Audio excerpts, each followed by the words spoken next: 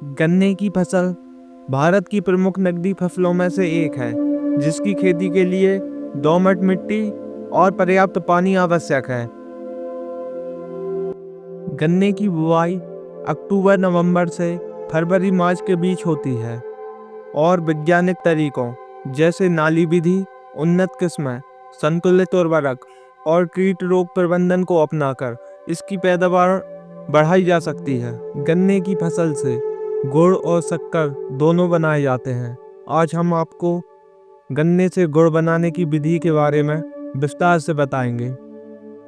गन्ने की कटाई और छुलाई के बाद में गन्ने को ट्रैक्टर की मदद से sugar cane juice extractor machine के पास लाकर खाली किया जाता है।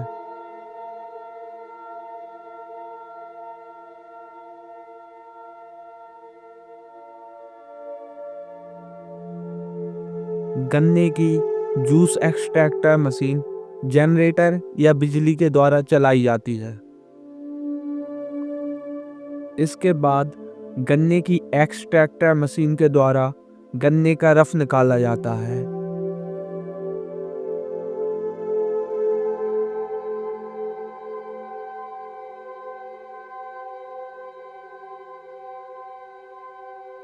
यह रस बड़ी बड़ी बनी हुई रस की टंकियों में रखा रहता है। फिर सटक के माध्यम से यह रस बड़ी बड़ी कढ़ाइयों में डाला जाता है। गन्ने से रस निकालने के बाद बचे हुए रेफेदार हिस्से को बेगास कहते हैं, जिसे हिंदी में या आम बोलचाल की भाषा में खोई भी कहा जाता है। इसे रस उबालने के लिए ईंधन के रूप में इस्तेमाल किया जाता है।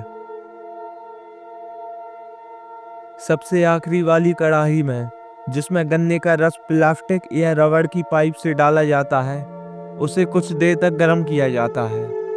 गर्म होने के पश्चात गन्ने के रस में जो भी अपशिष्ट पदार्थ होता है, जो गंदगी होती है, वह ऊपर आ जाती है।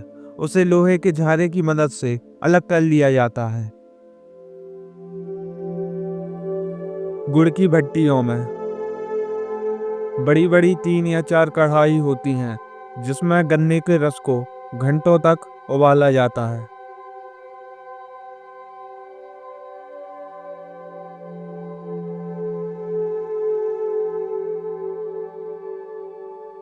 अगली कढ़ाई में भी गरम रस को उबाला जाता है। यहाँ 30 मिनट उबलने के बाद इसमें भी ऊपर रस का माड़ यानी जो गंदगी होती है, उसे लोहे की झारे की या छलने से अलग कर लिया जाता है। इसे निकालने के बाद रस पूरी तरह से गुड़ बनने के लिए साफ हो जाता है।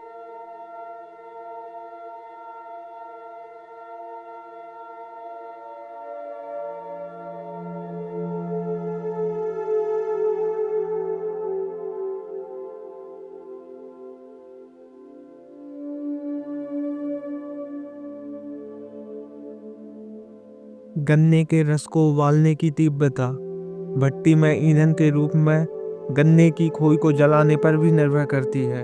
अगर भट्टी में खोई का ईंधन अधिक मात्रा में डाला जाता है, तो अंदर जलने वाली आग तेज हो जाती है और रस तेजी से उबलता है। इसे नियंत्रित करने के लिए खोई के ईंधन को थोड़ी थोड़ी मात्रा में भट्टी में डालना उचित होता है।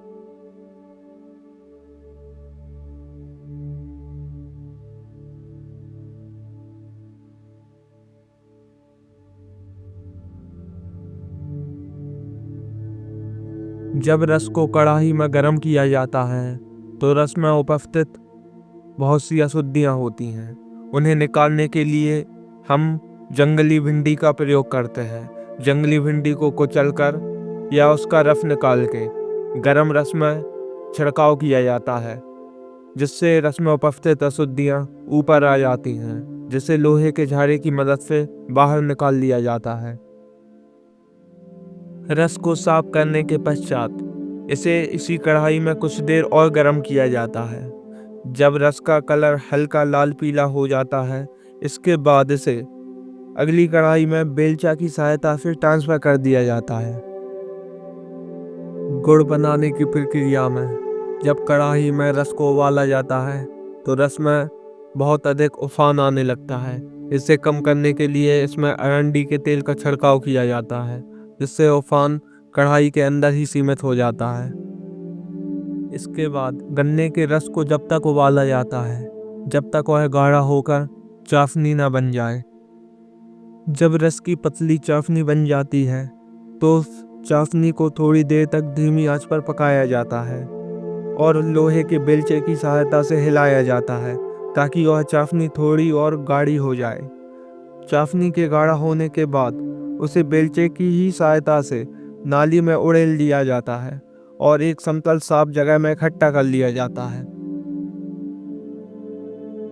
जब इस गाढ़ी चाशनी को लोहे की या सीमेंट की समतल जगह पर इकट्ठा किया जाता है तो यह गर्म और पतला होता है।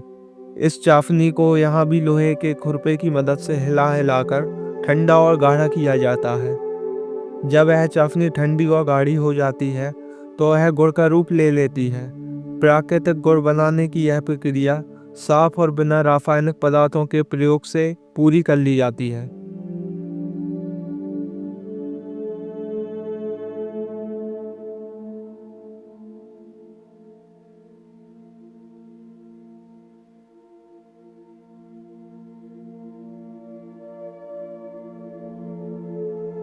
इसके पश्चात इस हल्के गाढ़े गुड़ को मनचाहे आकार में ढालने के लिए प्लास्टिक के डिब्बों में गीला कपड़ा बिछाकर डाल दिया जाता है, जो पूरी तरह से ठंडा होने के पश्चात इन डिब्बों से बाहर निकाल लिया जाता है।